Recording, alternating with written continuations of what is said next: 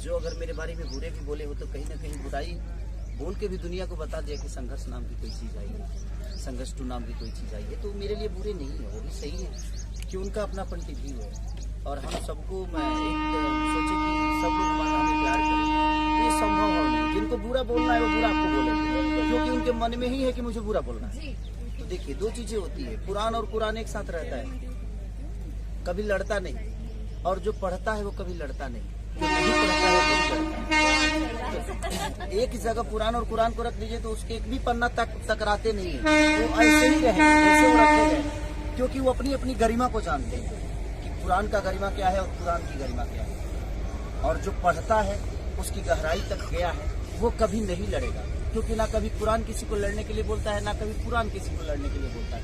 सच्चाई और बुराई के लिए लड़ने की बातें होती है, लेकिन जो उसको नहीं पढ़ता है वही सबसे ज्यादा ज्ञानी हो जाता है। और दुनिया में एक चीज तो है, आप अगर कभी जाइएगा ना, कहीं बहुत ऊंचे पे जाइएगा ना, तो उतना ऊंचा जाने की क्षमता तो उसकी नहीं है जो आपकी बुराई कर रहा है। उसकी क्षमता इतनी है जो आपको 10 गाली दे सकता है। तो वो अब उसके पीछे के संघर्ष वो कभी देखा नहीं ना, संघर्ष करके तो बड़ा हुआ ही नहीं है। हाँ, उतना आप ऊंचे हैं जो उसको गाली देने के भी काम आ पा रहा है। तो ये सब चीजों पे फोकस नहीं करना चाहिए। ऐसे लोग तो आपके जीवन में मिलते ही रहेंगे।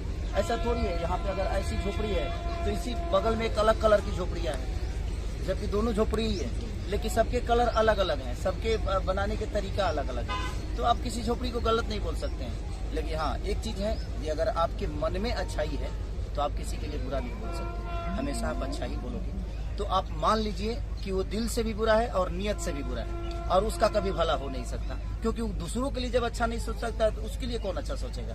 तो ये